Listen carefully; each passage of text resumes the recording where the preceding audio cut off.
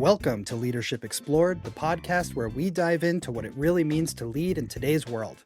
I'm Ed Schaefer, joined as always by my co-host Andy Siegmund. There is no such thing as a good layoff. It is one of the worst days in a professional's life. But there is a massive difference between a layoff that is painful and a layoff that is unnecessarily cruel. Companies expect 100% of your time, effort, and focus. They want all your eggs in their basket. No second jobs, no side hustles. And there's this expectation, sometimes even a contractual obligation, that when you leave, you give at least 2 weeks' notice. But when the situation is reversed, the courtesy completely disappears. There is no expectation of respect. Sometimes you give your notice and security walks you out immediately. And when it comes to layoffs, you get a vague, last-minute 15-minute calendar invite from HR, a skip-level manager, or worse, a mass firing on Zoom. 5 minutes later, your laptop is bricked. Everyone knows layoffs are the worst. Everyone knows they suck. And yet, companies still execute them in a way that is incredibly disrespectful and treats human livelihoods so poorly. So today, we're talking about how to make layoffs suck less. We'll look at the severe emotional toll it takes on the people laid off and the managers forced to execute it, and what it actually looks like to let people go with dignity and respect. So Andy, you and I actually got laid off together from the same company a number of years ago. We know firsthand how terrible that moment can feel. When you look at the corporate world today, why does it seem like companies expect complete loyalty from their people, but offer zero loyalty when it's time to cut costs? Why? Because it's in their best interest to do so. It's just, quite bluntly, right? You know, and I think this is a really interesting topic for us to approach here, Ed. And quite a loaded topic, right? When we're talking about layoffs, I want to make sure we keep this framed like we're talking about people's livelihoods, right? We're talking about people's lives, people's mortgage payments, right? People's school tuition for their children, food on the table, right? This is Yeah. this is a serious and meaningful thing, and it needs to be treated with that gravity that you would approach with talking about people's livelihoods. Um, I think that to preface this and kind of answer your questions, like why do they expect complete loyalty from the people and then offer zero loyalty when it's time to cut costs? Um, I think we first need to address the 900-pound elephant in the room, or gorilla, I suppose, right? Which is that the era of the 30-year career at a given organization or 50-year career at a given organization, and a party and a gold watch upon retirement has, for all intents and purposes, ended, right? There are still some organizations out there, especially in our domain, that are really excellent about like prolonged talent retention, but they're the exception, not the rule. And for those folks listening to this, before we dive in to ways you can execute this better, or our thoughts on layoffs here, I want to encourage everyone to first just acknowledge the core blunt truth that like this is a reality of the marketplace that we live in, right? I think most folks that would be listening to us are probably coming from North America or in other free market capital driven societies. There are changes, and there are changes that we are going to make as recommendations for ways to do this better, but this is unlikely to go away. And you as an individual need to take care of yourself as an individual, through skill acquisition, through understanding the marketplace, through building a network, through building your own career to insulate yourself as much as possible, especially with friends of ours in the tech space. I would argue that it's not will you get laid off, it's when will you get laid off. And this isn't like a near shore like oh start counting your nickels now because you're going to get laid off immediately. If you make it to the end of the career, your career, and you've not been caught in a riff at some point, you're extremely fortunate, Yeah, and you're very probably lucky. in a vast minority. And I think it's important that we all recognize that in all likelihood over the course of a 20, 30 plus year career, right? If you start working in your early 20s and retire in your mid 60s, this wave is going to crash on your shore at some point, and you have to be prepared for one, being out of the workforce for a bit of time, and two, for re-entering the workforce, after an involuntary leave. So I'll kind of leave that there before we dive in.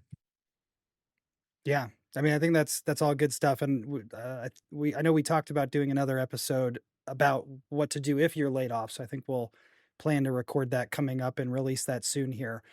And I was thinking about this as well. Why does it seem like they expect loyalty but offer none in return? And I think underlying a lot of that is the viewpoint that business is about business and it's just about the stuff that we deliver or the outcomes that we receive or the money that we make or the margin that we hit or the gross profit or I think part of the problem is that a lot of times it comes down to numbers, and when you think about it that way and you lose sight of the people, especially if it's if you're an executive and you're potentially looking at doing a layoff, you're probably going to get a spreadsheet with hundreds of names on it and data points about them, and those aren't people when you're looking at it, right?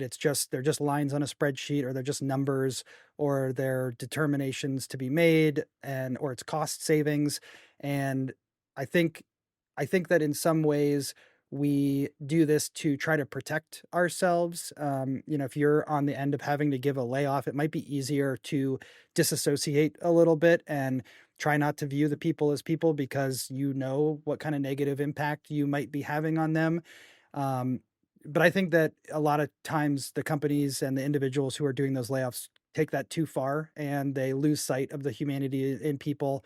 And yeah, it may The be a cost of the doing f- business, but it shouldn't have such a great cost uh, to hurt so many people with their livelihood, like you were saying. yeah, yeah, and there's a balance that has to be struck with that, right? As far as like needs of the business and individuality. And the phrase that I've heard thrown around a lot, as especially when you're talking about like the executives making the decision, so it's not necessarily their direct reports, and it might include some of them, right? But if you're gonna lay off, if you're the VP of an organization and you've got to cut headcount by 15% or whatever it is, a couple of those are going to be people that you know personally, right? But the vast majority aren't, just because of the way that layered organizations work. And the common phrase is, right, cattle, not pets, right? So understanding, still animals, but like there's a reason that farmers don't name their cows, right? But they do name their dog.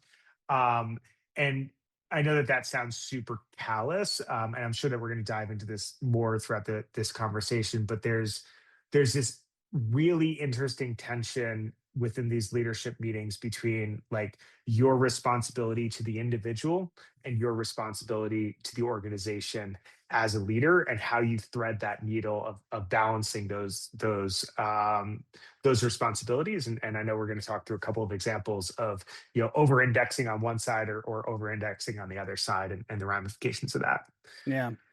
Well, before we jump into this, the timing is pretty interesting because at the day we're recording this, which happens to be April 1st, 2026, coincides with the day that everyone is learning about Oracle's mass layoffs.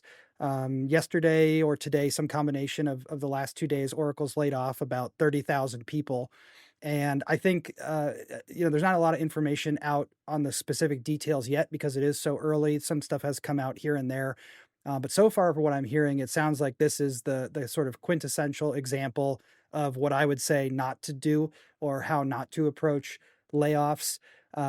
The reporting that we have so far has been pretty negative, and I would say mostly what I'm hearing is that it's leaning into what I would call toxic, or at the very least, extremely cold corporate kind of approach.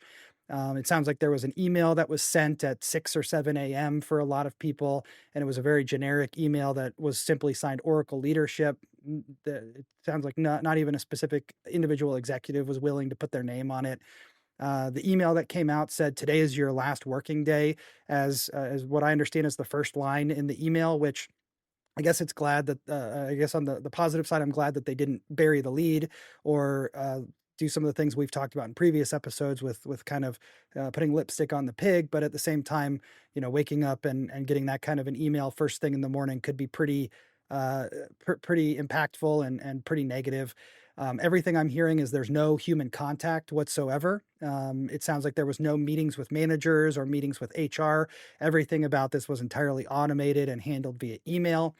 And with 20 to 30,000 employees being affected, that's a huge number of people who are going to be impacted all at once. And so, on some level, I can sort of understand, hey, we're needing to lay off 30,000 people. It'd be really hard to have 30,000 half-hour meetings potentially. But it also seems like the way that they approached this was pretty cold and pretty negative for a lot of people. Um, and it also, we don't have a lot of details on what kind of benefits people got out of this, if there was severance or additional support. As far as what I was able to dig up this morning, it sounds like it was maybe standard as a layoff package, but certainly not generous by any means. What I heard reported was 4 weeks of base pay plus an additional week for every year of service, which I'm not going to say is atypical, but when you think about somebody who's been there for 20 years or something, and they basically get 20 weeks, 24 weeks of severance, that's pretty impactful when you think about long-term employees. And um, yeah, it just sounds like there wasn't any soft support either. Managers were often kept in the dark, and many managers were laid off themselves. So there was no farewell team calls or networking assistance, or it sounds like much of anything else. And I've definitely heard too that I've seen reports of people who were very close on their vesting schedule and were laid off as part of this mass layoff, and they've lost out on all of their stock options that had not vested. Um, which again, I'm not saying that that's atypical, but certainly if you've been working somewhere for a while and you were counting on those stock options and you were expecting to work there for the long term and have those things vested, that's pretty negative impact. Um, Yeah, and to that specifically, right, Oracle being a large publicly traded company, in all likelihood, those are restricted stock units, not stock options. So they're as good as cash money for all intents and purposes because you can take those, you pay your taxes on them, and you can sell them immediately for actual money on the open market, as opposed to options, which are a much more complicated asset class. Um, and what's interesting about that too is like it's also not uncommon. Like, yeah, we've heard plenty of places where like, if your vesting date was what today's April 1, if your vesting date was April 30th or whatever, they would say, well, tough cookies, you didn't make your vesting date. But it's also pretty common for a lot of organizations to include vesting as part of the severance. So if you get, let's say, 12 weeks of severance, if your vesting date is within that, you get that vested stock. Some will even be more generous. I've heard places where like 6 months or a year, they'll automatically accelerate that vesting as part of your severance package. So the while this is not an uncommon, this is certainly on the more hard-nosed, brutal side of compensation packages for an exit. yeah. So with that kind of background of what's going on today as we're recording in place, I think I'd like to start by just setting what I view as kind of the line in the sand on this one, which is, in my opinion, any layoff of any size or any type is a systemic failure of the organization. It might be a systemic failure of leadership or of decision making. It may reflect a poor decision that was made in the past that wasn't realized. Sometimes we can't avoid those types of decisions that we ultimately don't know the outcome or the direction that things are going to go. But fundamentally, I kind of believe that it should be rare to need to execute layoffs. Um, I think a lot of executives like to blame unforeseen macroeconomic conditions. We saw a lot of that post pandemic. But in reality, mass layoffs like we're seeing some lately, or the ones we saw kind of post pandemic after there was that initial bump and then things kind of slowed down. I think those mass layoffs are almost always a lagging indicator of something that wasn't done right. Maybe it was poor strategic planning. Maybe it was over optimistic forecasting. I know post pandemic there was a lot of reckless over hiring, and then people had to backtrack and lay those people off that they hired when they really didn't need to hire nearly as many. Um, and so that, I guess that's kind of my viewpoint on this, is that if you are running layoffs, you should probably reflect on your leadership or on the decisions that you've made as an organization, because it's not the kind of thing that we should be using as a cost saving measure regularly. This should really, I think layoffs should really be the last resort, and when all other things have been exhausted. um, I've heard of some companies, this doesn't happen nearly as often as we might hope or imagine that it would, but I've heard of some companies where they think they might have to do layoffs, but instead of doing layoffs, the top paid executives take pay cuts, or they reallocate their pay to people so they don't have to terminate nearly as many or do the layoffs at all. And Mhm. I think choices like that show um, uh, integrity and character. I think that doing anything you can to avoid going the direction of a layoff, and then if you do a layoff, it should be a wake up call to say, like, why did we have to do this, and how can we prevent this from ever happening again? Kind of the same thing as we would say for, the example of like Etsy. They have an intern come in and they push a code change up to production, and if it breaks everything, they don't blame the intern. They say, like, why did our systems and the way we set things up allow this failure to happen, and how can we prevent it from ever happening again? I think that's the same mindset and attitude that we should take going into layoffs. So, does that resonate with you, or anything else you'd want to add to that? Yeah, no, I think that those are all really excellent points, and one of the things that's been kind of interesting in the market too is that we're seeing, and I think that this is creating an incentive to executives, is that we see time and time again that layoffs don't impact share prices, or they positively impact share prices. I was just looking at Oracle while we're having this conversation. The delta is like, it's like a couple of bucks a share right now. So it's down at the moment by like $3 a share. I think it's trading at like 145 high instead of 149 as a high point when the market opened this morning.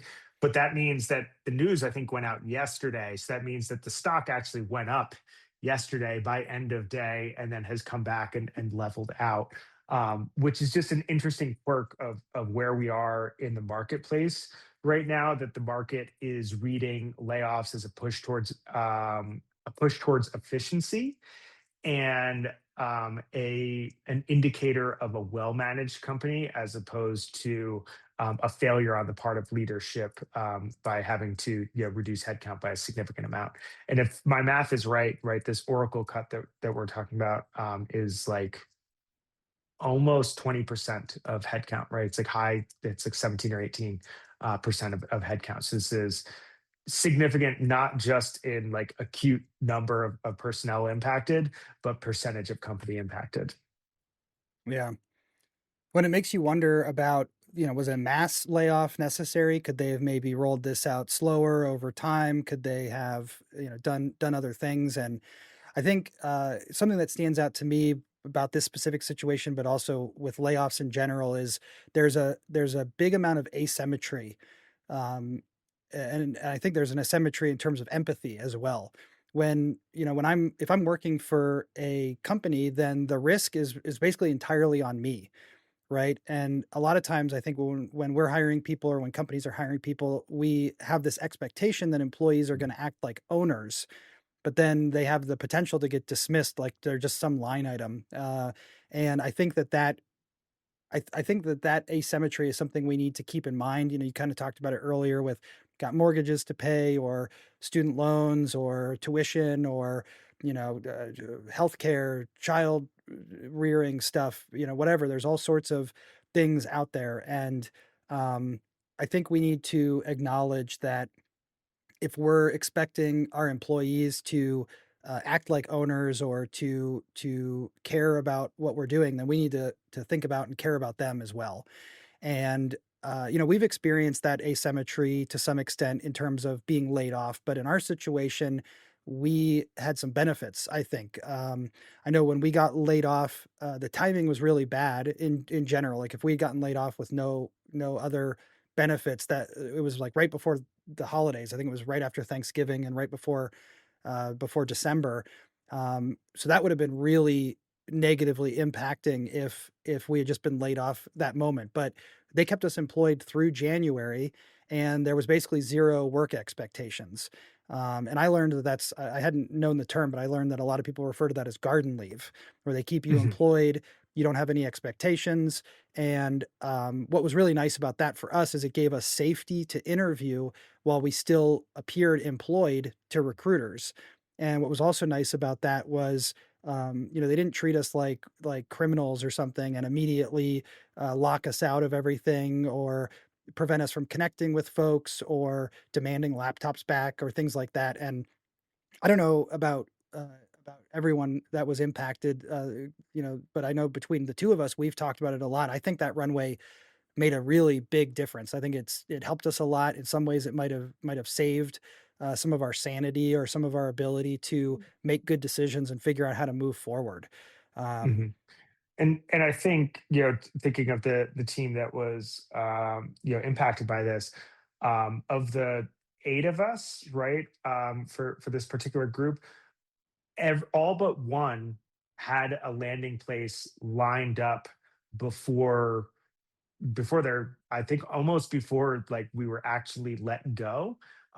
Definitely before severance ran out. And the one person who didn't have something lined up had made a strategic decision to take time off.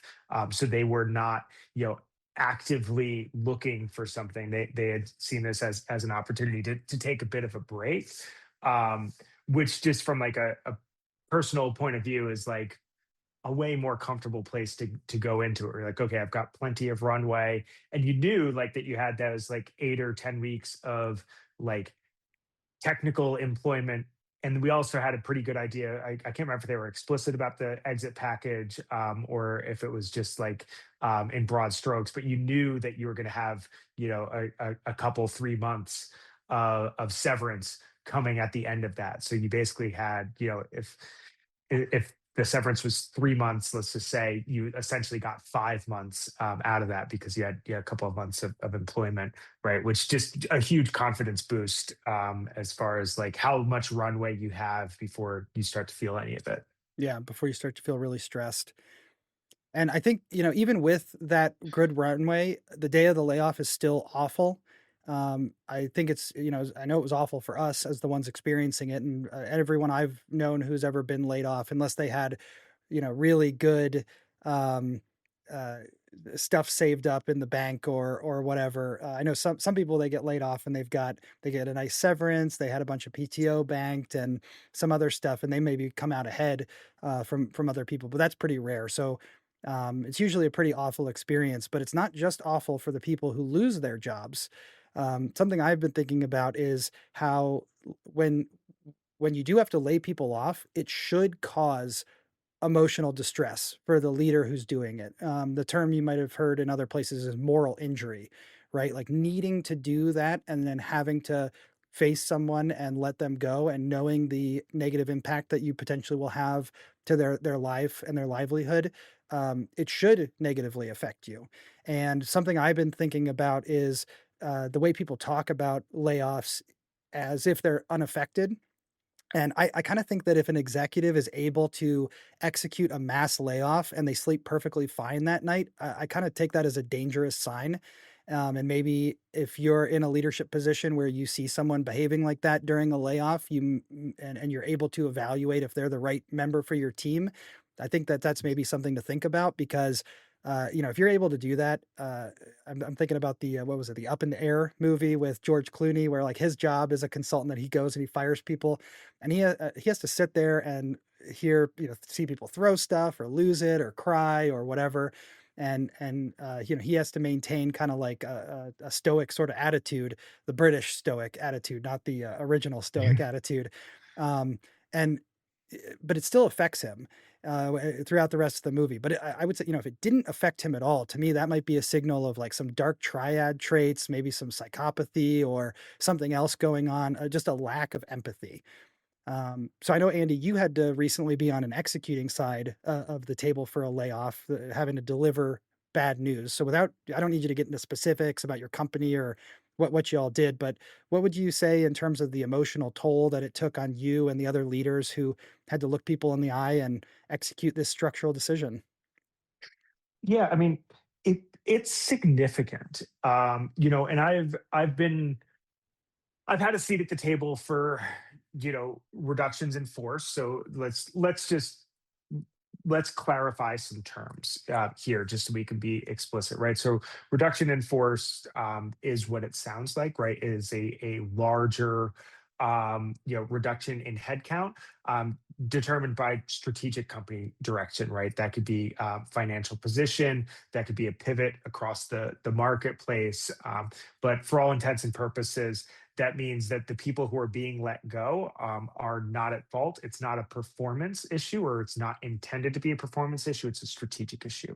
So I've had a seat at the table for that. I've also had a seat at the table for a lot of annual performance reviews, often ones that have resulted in people being put on performance plans, right? So people are being actively managed out of the organization, and who become, what you might call unregretted attrition.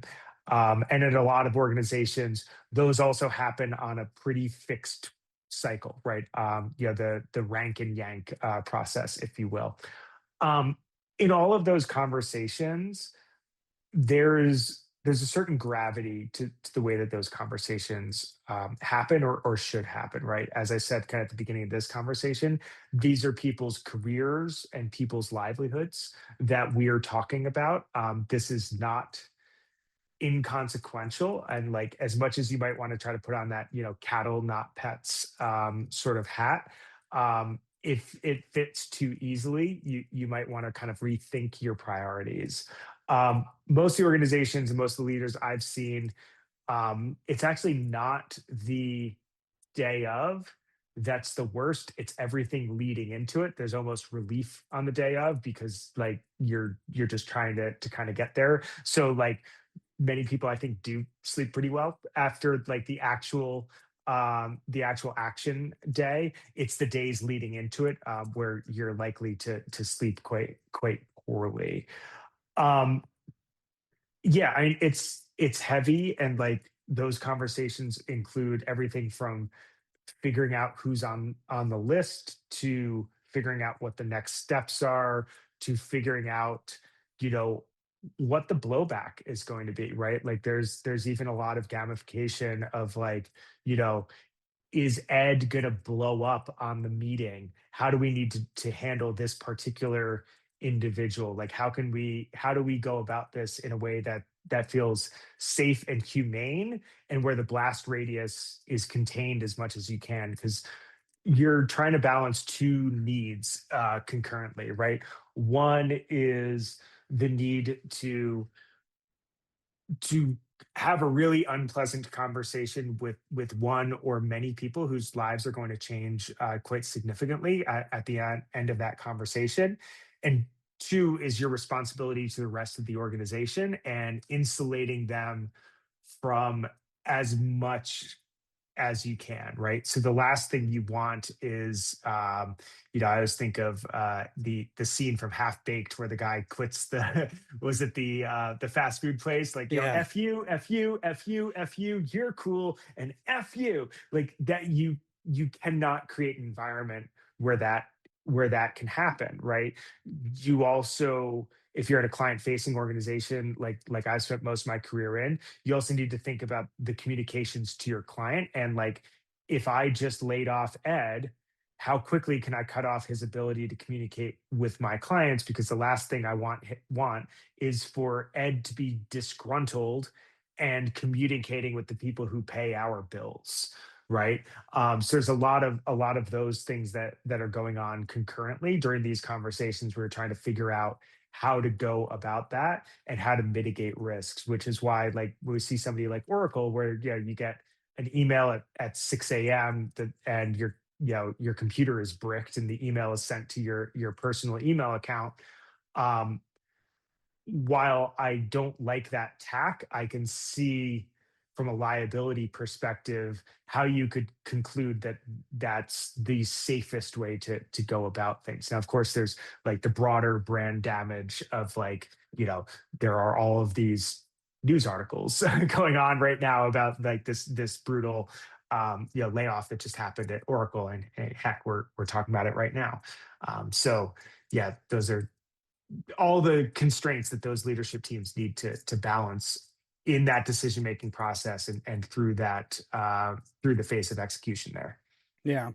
When I think that's part of it is even though hopefully everyone knows that the way a lot of these layoffs are handled and approached isn't good, or it destroys morale, or it hurts people.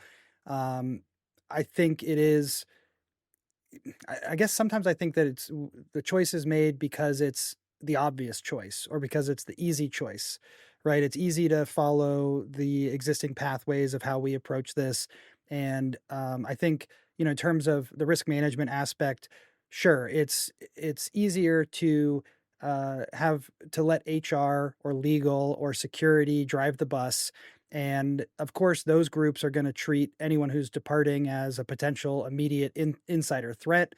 And so there is some consideration for prioritizing zero liability over, I guess, what I would call like human dignity.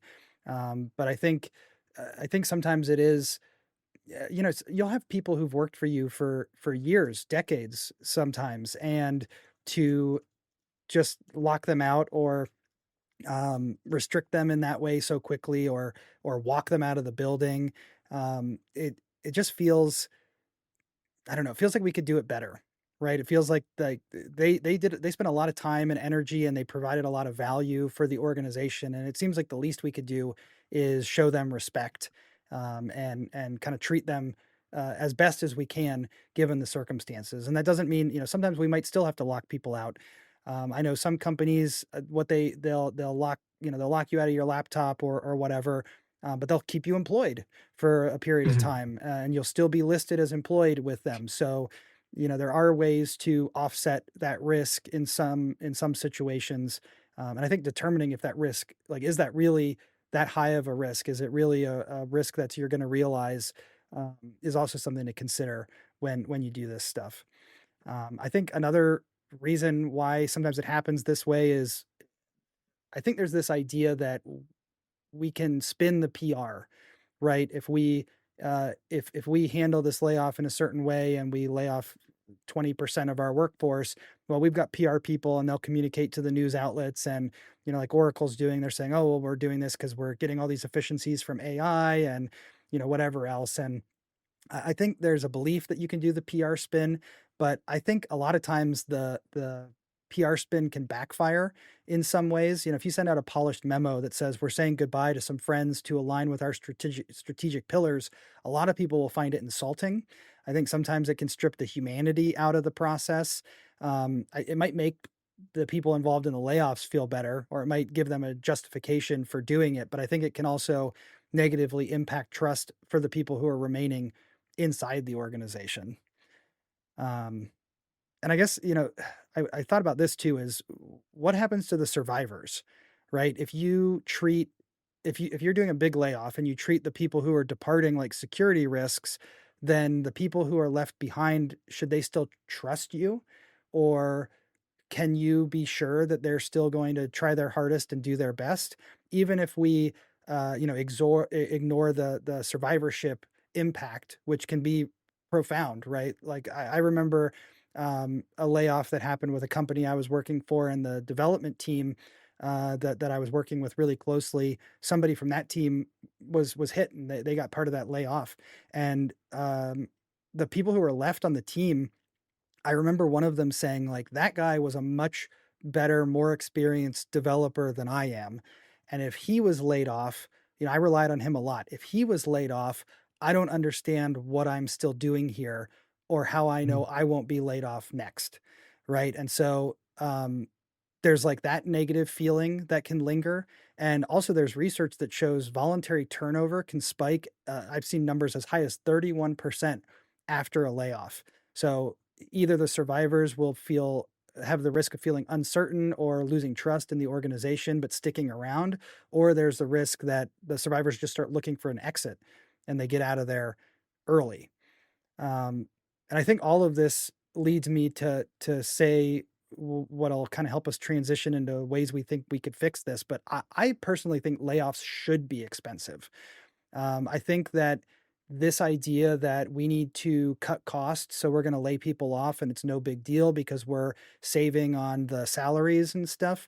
I don't think that that's the right way that we should be approaching these, right? Because if a layoff is cheap and easy, then why not pull that lever all the time first? If that's the easiest lever to pull and it has no negative repercussions or negative costs, um, and why not use it to like manipulate stock prices, like you were talking about? If I get paid in a ton of stock and it makes sense for me to lay people off because every time there's a layoff, the stock price gets a bump, then the incentives are all lined up wrong, right? And now my incentive is to lay people off because it cuts our costs and it helps my bottom line.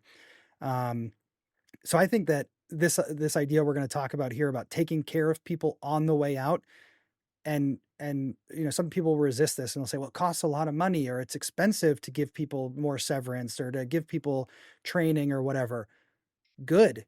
It should be. Like, it should cost you something. It shouldn't just be the pain of needing to lay those people off and the loss of knowledge and continuity and things like that. Like, there should be an expensive cost associated with layoffs, to my point from earlier, because you shouldn't, if that happens, we should be trying to not have that ever happen again. And if a layoff's cheap, then there's nothing preventing us from doing them all the time. Whereas if it's expensive, then we need to be a lot more mindful and considerate when we approach a layoff, but also in the decisions we make that could eventually lead to a layoff, right? Like if we think we need to spike hiring in a huge way, well, maybe we should have a conversation. What happens if we hire all these people and then we need to do a layoff because we overhired? How much is that going to cost us? And is it really worth it for us to speed up hiring now?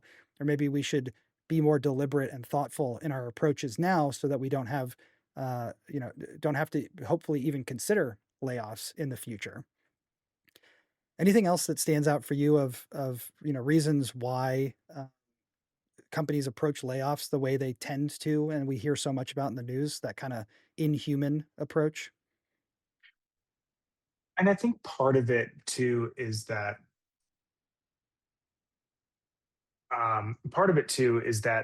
like there's in all of these organizations, there's a little bit of monkey see, monkey do, right? So we saw this with like the hiring trends in COVID, right? Where hiring ticks up at one org and everyone goes, oh, we have to hire, we have to hire, we have to hire, we have to hire, right? There's talent out there, we have to hire, salaries go up. You see it on the flip side too of, XYZ organization that you're familiar with, did a riff and it worked out for them, or they said that they're doing this because of AI efficiencies, right? And now every other one, and like, yeah, some of it's market, right? Like there's some truth to all of these, right? There was probably a reason to hire in 2020. There's probably a reason to reduce headcount. Like AI probably is creating efficiencies, but you're seeing, oh, this worked for Mark Zuckerberg. This, worked for um Jack Dorsey, it'll work here too, right? So I think there's a little bit of that, and we'd be remiss to discount that. Yeah. Well, let's talk about some of the things that you might be able to do. Not saying all of these are always possible in every situation, but what are some of the things we might be able to do to make this really miserable and awful situation less bad? Um, and I was thinking about a few of the things, mostly grounded in what we experienced. But I know I had some ideas of other things I wished that had happened when we got laid off that would have made it even, I don't want to say pleasant because it was definitely not pleasant, but would have made it suck a lot less. So we already talked about the still employed time. I think that was really awesome. Garden leave. I think that has huge benefits. I think I don't remember exactly what the timing was for when we were laid off, but I know it wasn't on a Friday, and that was actually pretty nice because I think a lot of people lean towards this idea of like, well, let's do it on a Friday, but then the people are isolated over the weekend. They have no ability to contact recruiters or HR or follow up on anything, and it kind of puts them into this void position. So I think for us, it happened. I want to say it happened sometime midweek. I certainly wouldn't recommend It a was Monday.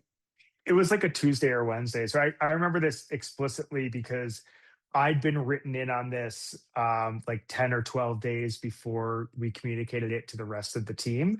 And the in that intervening time was Thanksgiving. And I was asked when I wanted or when we wanted to communicate it to the remainder of the team.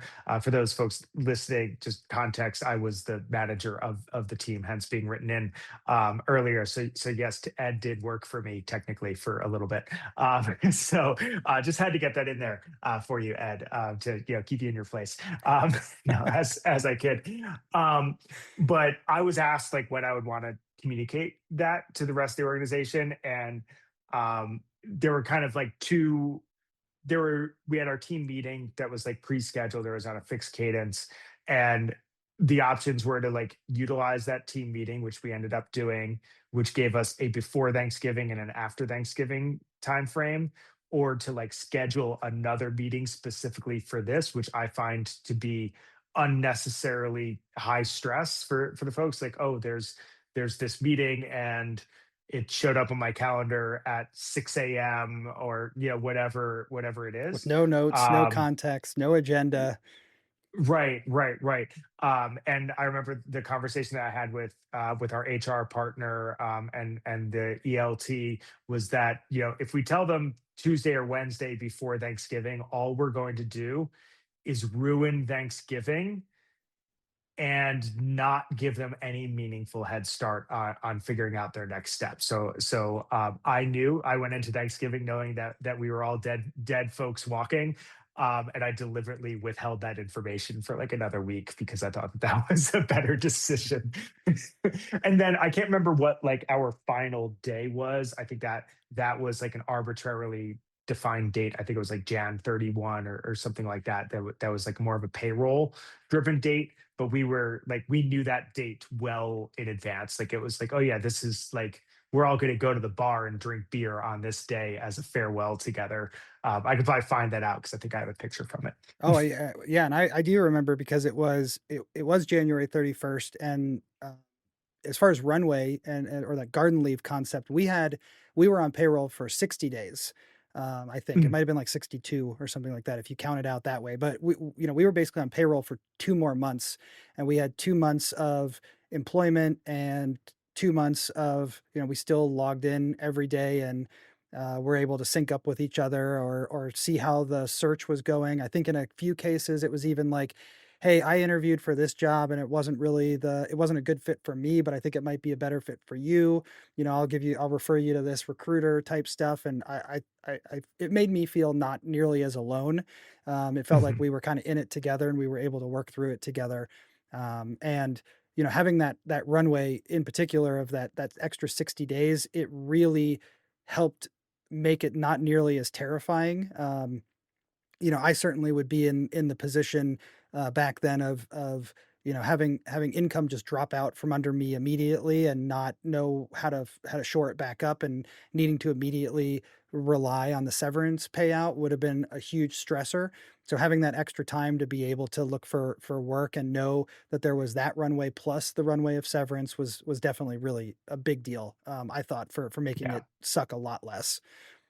yeah. So I think that's really a top thing. Both think about your timing, think about how if you can keep them employed, maybe you need to lock them out of the systems, but if you can keep them on payroll, keep them on garden leave for a period of time so that it's not that immediate hit of, oh, I'm terminated and I have no income. I think that's a big deal.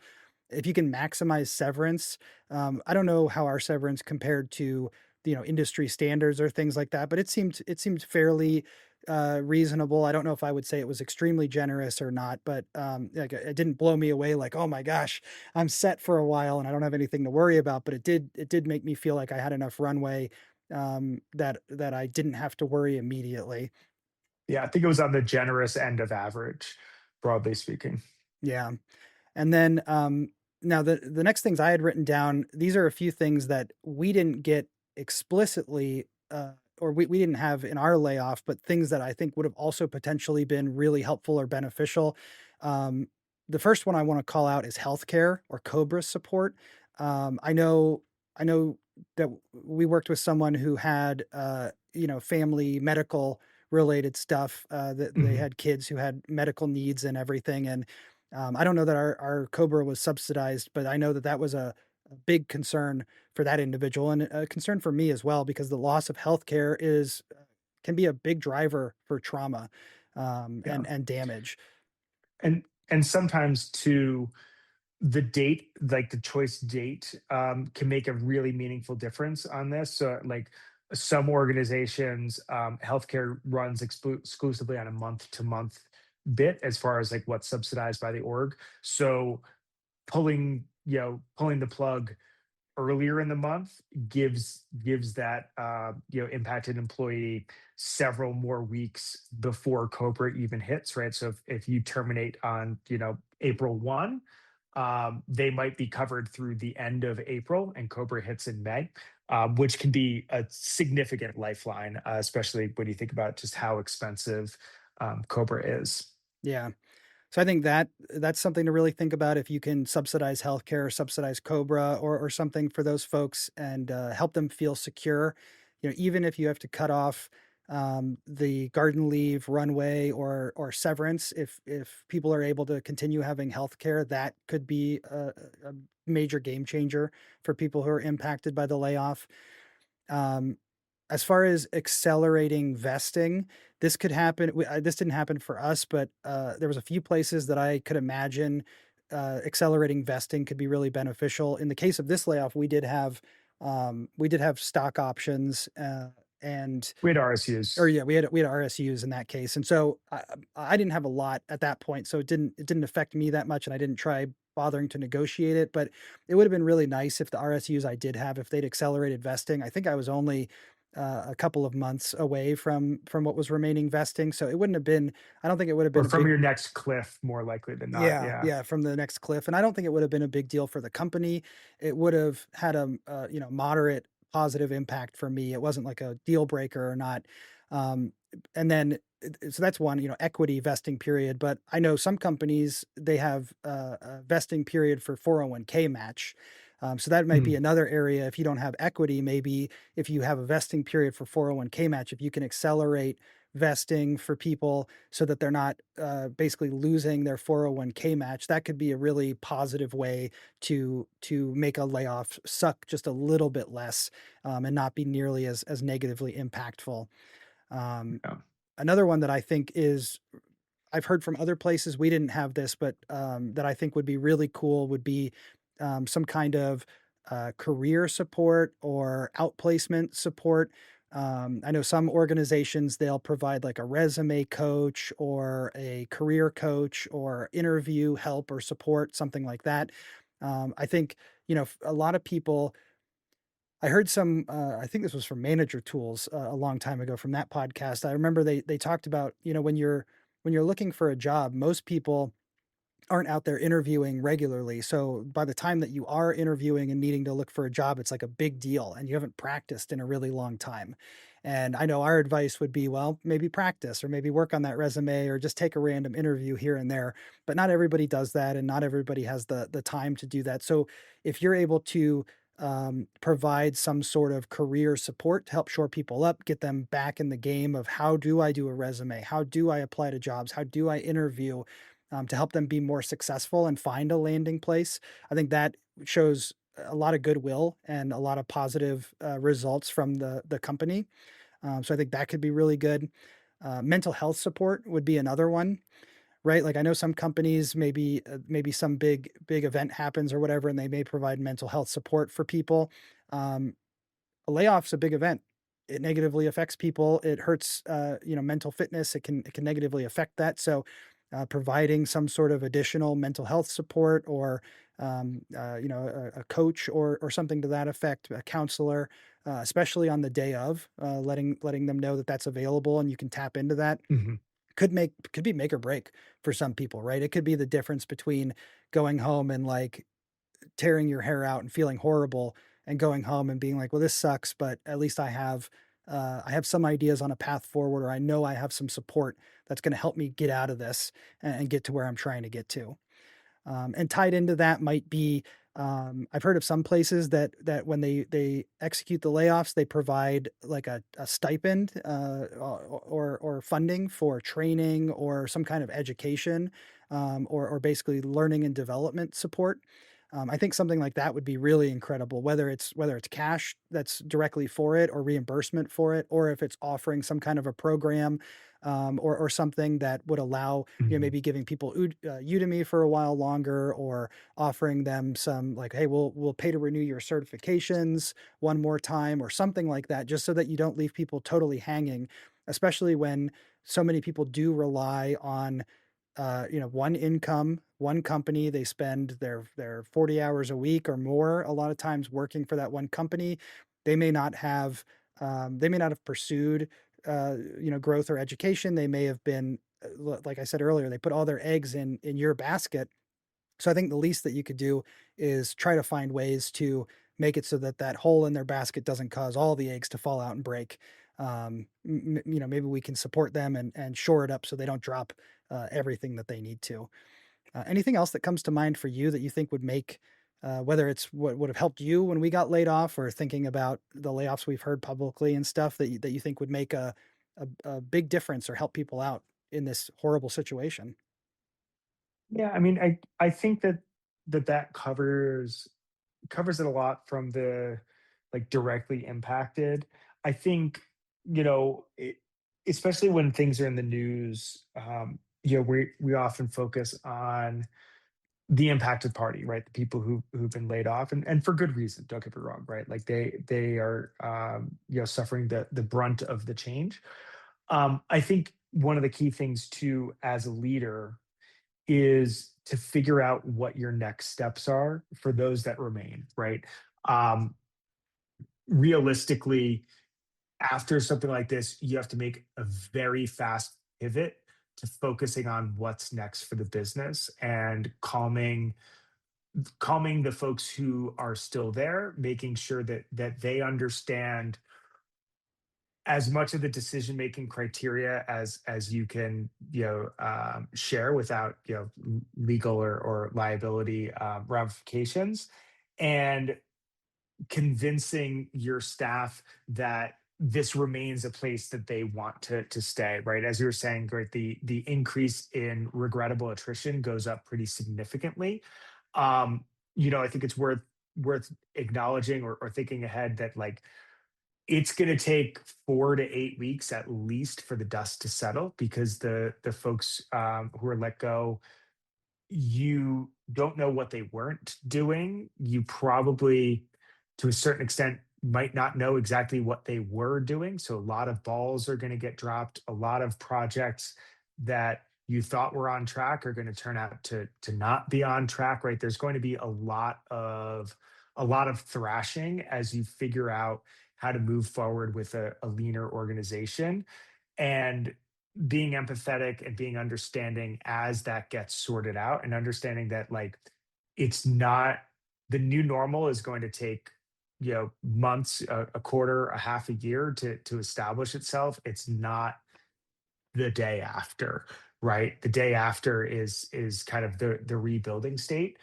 And that happens every time, right? And that's something that I think it's worth, like, thinking ahead on, and trying to wrap your head around, like, okay, you know we've done the hardest part, and now the work is going to start to figure out what we're going to go and do next. Right, this isn't a swift surgical thing where, you get to start over tomorrow, and it's like, right, the scene in Beer Fest, right, where you're just going to plug in plug in the new thing, and we're just going to pick up from right where we left off. You can call me landfill. It doesn't work that way. Yeah. Yeah, absolutely. And I guess on that note, if you were giving advice to a CEO who's looking at a necessary 10% reduction in workforce coming up real soon, is there anything that's you would think of as a non-negotiable that they must do to handle the delivery of the news with dignity? And I'll let you think on it for a minute because I think the main thing that comes to mind for me is um, I think people get really tired of the communication coming out like, well, given macroeconomic conditions, we've evaluated all options and we've tried everything, and our only option is to do the layoff. And it's usually pretty clear that they haven't tried everything. They didn't necessarily take some other risks or see if there was other options before moving with the layoff. It feels very um, artificial and prepared and corporate. And I think just try to avoid communicating things in a way that people aren't going to take you seriously. Basically, like Mhm. just acknowledge the situation sucks. We wish we weren't here. If you did try lots of other stuff, took pay cuts, did this and that, shrunk other departments up to now, whatever, I think communicating that to is okay, but just saying we tried everything and we have no other options without kind of the evidence to back it up makes it feel false and not really true. So I think just be as honest and open as you possibly can, given whatever legal or HR requirements there might be. And then the whole time, just think about it like if this was me, if this was my wife or my friend or my colleague or whatever who was getting laid off, how would I want to receive the news, or how would I want them to receive the news? What would I want for them in such a bad situation? And keep that in mind, and put the humanity back into it. Like, it's okay to acknowledge that it sucks. It sucks for the person getting laid off. It probably sucks for you having to do the layoff. And I think we shouldn't pretend like, well, just because it's the corporate world and we'll just stiff upper lip and we'll make it happen and it's no big deal. I think acknowledging the humanity in it is one of the easiest ways to not make it feel quite so toxic. Mm. Yeah, and I think you covered a lot of it, Ed. From my point of view is a little bit different. I think it's important to lead with empathy, right? And understand that, like, you're starting the conversation that is the catalyst to, probably a top five bad day for all the individuals that you're communicating with, right? Um, but also, like, so I think you need to be direct. I think you need to be honest. Um, and I think the main thing too is to avoid causing any unnecessary or avoidable pain in addition, right? So, like, Yeah, there was a communication from Meta, right, that they were laying off x amount of employees, and folded into that was that this is a performance thing as well. And what Mark Zuckerberg functionally did is he took thousands of people at Meta and made it way harder for them to find jobs afterwards, to presumably save face that he really didn't need to save face on. Right, they could have just said, look, AI efficiencies, this is what we're doing, and it would have gone over just as well, right? The saying that we're sacking all these people because they are our lowest performers, um, in my opinion, made things way worse for the people who are cut loose, but also made things way worse for the organization overall, because you're so poor at performance management that it took you to the point where you had thousands of underperformers before you realized that you had them, and now you have to cut them all loose at the same time, right? Um, so I think it comes down to, like, avoid unnecessary injury, which might mean saying not a whole lot, right? And it might end up being a much more clinical conversation, than you might normally think about. But I think that's the best way to do it, right? Because if you can leave those folks leaving, understanding that this is outside of the bounds of their control, right? They're appreciated. They've been thanked for their service. They're going to get hopefully a relatively generous package on their way out. Then they can walk out of that room with their head held high. When you start adding in things of like, so you're the worst performing X% of our organization, so we're cutting you all loose. You're adding insult to injury for no upside. Like unless there's some legal background where you have to frame it that way because of like a liability thing, it adds no real value. And I think that's a low bar that folks trip over with a fair amount of frequency, and I think it does no one in the conversation any good. Yeah.